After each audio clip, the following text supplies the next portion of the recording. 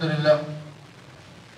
لله رب العالمين والصلاة والسلام على رسول الأمين وعلى آله وأصحابه أجمعين. وعن أبي هريرة رضي الله تعالى عنه قال قال رسول الله صلى الله عليه وسلم: سبعة يذلهم الله في ظله يوم لا ظل إلا ظله، إمام عادل وشاب نشأ في عبادة الله، ورجل قلبه معلق في المساجد، ورجلان تحابا في الله اجتمع عليه وتفرق عليه، ورجل دعته امرأة ذات منصب وجمال فقال إني أخاف الله، ورجل تصدق بصدقة فأخفأها حتى لا تعلم شماله ما تنفق يمينه، ورجل ذكر الله خاليا ففاضت عيناه، رواه متفق علیہ. آج کے درس حدیث میں جیسا کہ گزشتہ بات چل رہی تھی اللہ تعالیٰ کے ڈر سے رونے والے کا مقام کیا ہے، اس سلسلے میں مختلف حدیثیں آپ نے ابھی تک سماعت کی ہیں. آج کی جو حدیث میں نے آپ کے سامنے جو پیش کی ہے یہ واقعی یہ وہ حدیث ہے جس میں اللہ کے نبی صلی اللہ علیہ وسلم نے ان خوش نصیب لوگوں کا تذکرہ کیا جن کو اللہ تعالیٰ قیامت کے دن اپنے عرش کے سائے میں اللہ تعالیٰ جگہ دے گا. جبکہ قیامت کا دن وہ دن ہوگا جس میں کسی قسم کا کوئی سایہ نہیں ہوگا اور تمام لوگ کھلے میدان میں ہوں گے، سایہ نام کی کوئی چیز نہیں ہوگی، اور سورج لوگوں سے بالکل قریب ہوگا اور لوگ اس مقام میں اس میدان میں ننگے بدن، ننگے چپل اور جسم پر کوئی لباس نہیں ہوگا. ایسے موقع پر 7 خوش نصیب افراد ایسے ہوں گے جن کو اللہ رب العالمین عرش کے سائے میں جگہ دے گا، اور یہ عرش کا سایہ جن لوگوں کو ملے گا اللہ کے نبی صلی اللہ علیہ وسلم نے ان کی وضاحت اس حدیث میں کر دی ہے. اب ان سے بڑھ کر 8واں کوئی شخص نہیں ہوگا جن کو اللہ تعالیٰ یہ مقام دے گا. یہ 7 خوش نصیب افراد، یہ 7 خوش نصیب چیزیں جن کے پاس ہوں گی، اللہ تعالیٰ ایسے لوگوں کو عرش کا سایہ دے گا. یہ اللہ تعالیٰ کی طرف سے بہت بڑا انعام ہے. آئیے اس حدیث کے اندر اللہ کے نبی صلی اللہ علیہ وسلم نے وہ کون سے عادات اور کون سے صفات کا ذکر کیا جس کا پایا جانا ہمارے لیے بہت ضروری ہے. راوی حدیث حضرت ابو ہریرہ رضی اللہ تعالیٰ عنہ فرماتے ہیں نبی اکرم صلی اللہ علیہ وسلم نے ارشاد فرمایا: سبعۃ یظلھم اللہ فی ظلہ، قیامت کے دن 7 لوگ ایسے ہوں گے جن کو اللہ تعالیٰ اپنے عرش کے سائے میں جگہ دے گا. یوم لا ظل الا ظلہ، جس دن اللہ تعالیٰ کے عرش کے سوا کوئی سایہ کی جگہ نہیں ہوگی. اور انسان کی فطرت ہے کہ انسان جب کسی جگہ ہوتا ہے تو سائے کی تلاش کرتا ہے، اور بغیر سائے کے انسان نہیں رہ سکتا ہے. سب سے بڑا سایہ انسان کے لیے اس دنیا میں اس کا گھر ہوتا ہے، اس کا مکان ہوتا ہے. اور یہاں پر قیامت کے دن جب وہاں پر کوئی سایہ نہیں ہوگا، صرف اللہ تعالیٰ کا عرش ہوگا، اور یہ اللہ کا عرش وہاں پر سائے کی جگہ دے گا. اب آئیے وہ کون کون سے اشخاص ہیں جن کے اللہ کے نبی نے وضاحت کی ہے. پہلی چیز امام عادل، وہ امام، وہ حاکم جو انصاف پسند ہے، لوگوں کے درمیان انصاف کا فیصلہ کرتا ہے. وہ قاضی یا وہ حاکم یا وہ حکمران جو لوگوں کے ساتھ انصاف کرتا ہے، یہ پہلا شخص ہے. دوسری چیز وَشَعْبٌ نَشَأَ فِي عِبَادَةِ رَبِّهِ، وہ نوجوان جو اپنے جوانی کے لمحات کو، اپنے جوانی کے دنوں کو، اپنے جوانی کے مہینوں کو، اپنے جوانی کے سالوں کو، اپنے جوانی کے سگڑوں کو وہ نوجوان اللہ تعالیٰ کی عبادت میں گزار دے. اللہ کی عبادت سے مراد صرف نماز روزہ نہیں، بلکہ عبادت سے مراد اللہ رب العالمین کی ہر وہ چیز جو اللہ تعالیٰ کو پسند ہے، چاہے وہ نماز کی شکل میں ہو، چاہے وہ اذکار کی شکل میں ہو. عبادت سے مراد ہم لوگ نماز لیتے ہیں اور بھی دیگر اعمال لیتے ہیں، لیکن عبادت سے مراد شیخ الاسلام ابن تیمیہ کی وہ تعریف عبادت کے سلسلے میں جو ابن تیمیہ نے ذکر کی ہے، اسم جامع لِكُلِّ مَا يُحِبُّهُ اللَّهُ وَيَرْضَاهُ مِنَ الْأَقْوَالِ وَالْأَعْمَالِ الظَّاهِرَةِ وَالْبَاطِنَةِ۔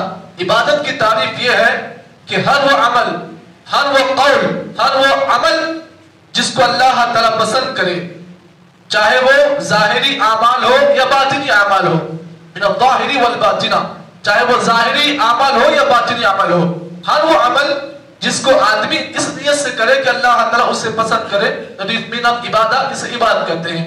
تو اللہ کے نبی نے فرمایا وَشَابٌ نَشَأَ فِي عِبَادَةِ رَبِّهِ، وہ نوجوان جو اپنے جوانی کو اللہ تعالیٰ کی عبادت میں گزار دے، یہ دوسرا شخص ہے۔ تیسرا شخص اللہ کے نبی نے بیان کیا وَرَجُلٌ قَلْبُهُ مُعَلَّقٌ فِي الْمَسَاجِدِ، وہ شخص جس کا دل مساجد سے جڑا ہو، مساجد سے لگا ہو۔ اب یہاں پر مسجدوں سے لگے رہنے کا دل کا مطلب یہ ہے کہ ایک نماز ختم ہوتی ہے پھر وہ آدمی دوسری نماز کے لیے تیار رہتا ہے۔ اب مثال طور پر ابھی ہم نے مغرب پڑھ لی، اب اس کا دل عشاء کے تیار ہوتا ہے، عشاء کی نماز کب ہوگی میں کب نماز پڑھوں۔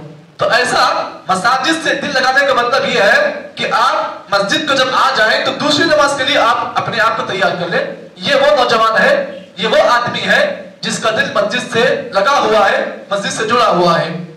اور چوتھا شخص جو اللہ کے نبی نے بیان کیا وہ کہا ہے وَرَجُلَانِ تَحَابَّ فِي اللَّهِ اجْتَمَعَ عَلَيْهِ وَتَفَرَّقَ عَلَيْهِ، وہ دو دوست، وہ دو لوگ جو آپس میں اللہ کے لیے محبت کرتے ہیں اور جہاں کہیں بھی جمع ہوتے ہیں تو اللہ تعالیٰ کے جمع ہوتے ہیں، وَتَفَرَّقَ عَلَيْهِ، اور جب کبھی جدا ہوتے ہیں تو اللہ تعالیٰ کے جدا ہوتے ہیں۔ تو یہ دو دوست جن کی دوستی اللہ کی رضا کے لیے ہوتی ہے، جو آپس میں جمع ہوتے ہیں تو اللہ کے لیے اور آپس میں جدا بھی ہوتے ہیں تو اللہ تعالیٰ کی رضا کے لیے، تو یہ دو اشخاص، یہ دو دوست جو اللہ تعالیٰ کے لیے ایسی دوستی کرتے ہیں۔ اس کے بعد پانچویں چیز اللہ نبی نے بیان کی وَرَجُلٌ دَعَتْهُ امْرَأَةٌ ذَاتُ مَنْصَبٍ وَجَمَالٍ فَقَالَ إِنِّي أَخَافُ اللَّهَ، وہ شخص، وہ نوجوان جس کو کوئی خوبصورت عورت، کوئی منصب والی عورت، کوئی پوزیشن والی عورت اس آدمی کو اپنی طرف بلائی، کیوں بلائے؟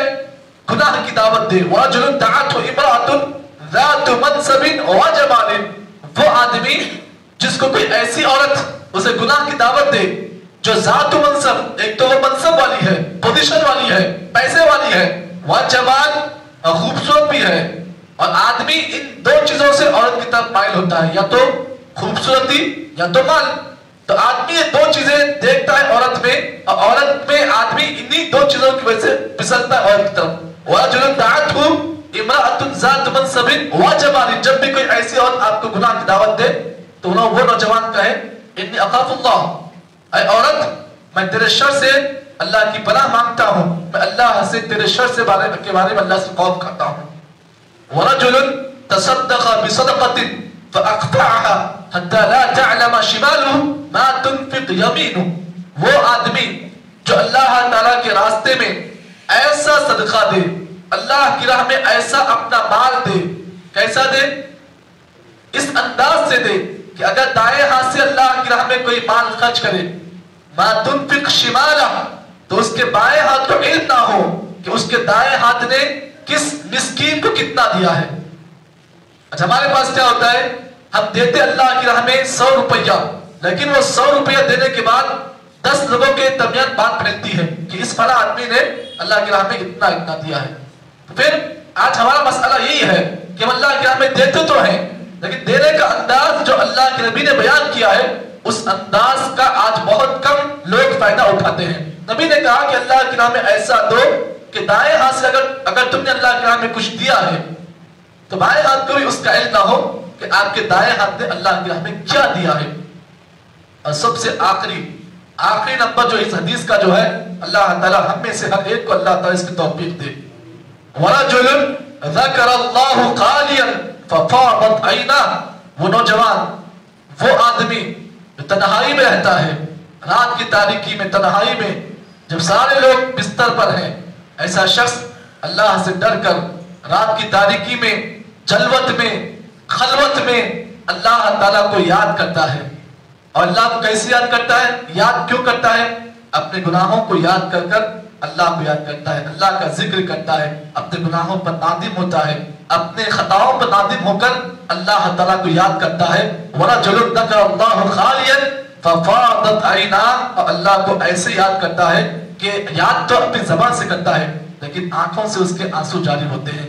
یہ نوجوان اللہ کو بڑا پسند ہے جو اللہ تعالیٰ کے لیے اللہ کے خوف سے رات کی تاریکی میں تنہائی میں جب کوئی لوگ اسے نہیں دیکھتے ہیں تنہائی میں کسی کونے میں دب کر اللہ تعالیٰ کو یاد کرتا ہے، اپنے گناہوں کو یاد کر کر اللہ تعالیٰ کے ڈر سے اپنے آنکھوں کے آنسو جو اس کے آنکھوں کے موتی ہوتے ہیں ان موتیوں کو اللہ کے لیے نکالتا ہے، تو اللہ تعالیٰ کو ایسا رونا بہت پسند ہے۔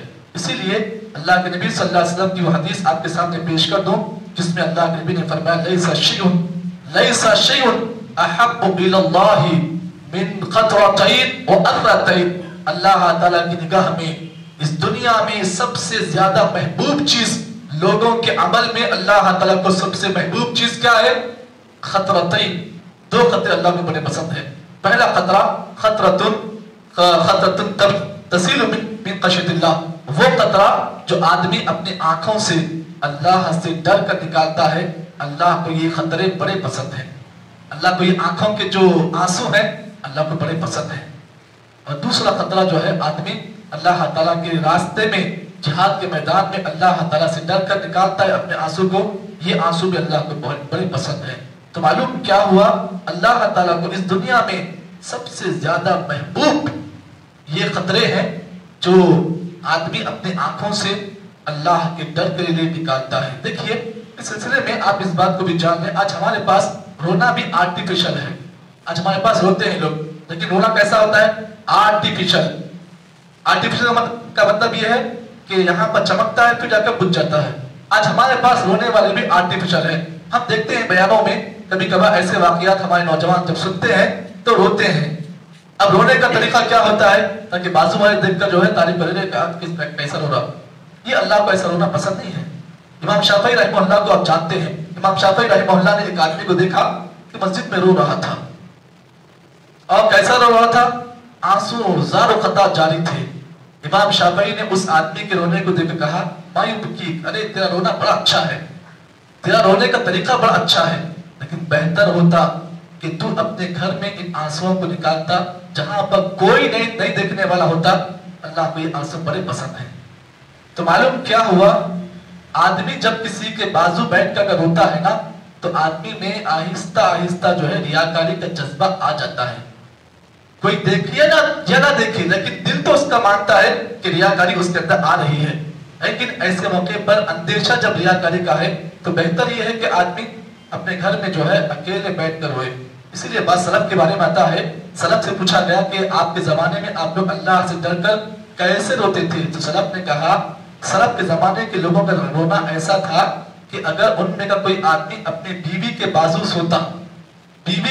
سوتا تو بازو والی بیوی کو بھی علم نہیں ہوتا کہ میرا شوہر اللہ کے ڈر سے رو رہا ہے۔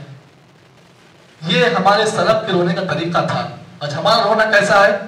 ہم روتے ہیں تو ساری گلی کو معلوم ہوتا ہے کہ فلاں آدمی رو رہا ہے۔ تو معلوم کیا ہوا، اللہ کو ایسا رونا پسند نہیں ہے، بلکہ اللہ کو وہ رونا پسند ہے آدمی تنہائی میں اکیلے میں رہ کر اللہ کو یاد کر کر جو آنسو نکالتا ہے۔ اللہ تعالیٰ کی قسم، اللہ تعالیٰ ایسے آنسوؤں کی وجہ سے اس انسان کے گناہوں کے اللہ تعالیٰ مغفرت کرنے کے تیار ہے۔ تو ہمیں اور آپ کو چاہیے اللہ سے اس طریقے سے ڈر کر اگر ہم روئیں گے تو پھر اللہ تعالیٰ کی قسم اللہ تعالیٰ ہم تمام گناہوں کو معاف کر سکتا ہے۔ اس حدیث میں خلاصہ کلام یہ ہے، جس حدیث کے آخر میں اللہ نے جو ٹکڑا بیان کیا ہے، اللہ سے دعا کریں کہ اللہ تعالیٰ اس ٹکڑے کا صفت اور اس کی خوبی اللہ تعالیٰ ہم میں سے ہر مسلمان میں اللہ پیدا کرے۔ سبحان اللہ بحمدہ، سبحانک اللہم بحمدک، اشہد ان لا الہ الا انت، نستغفرک ونتوب الیک۔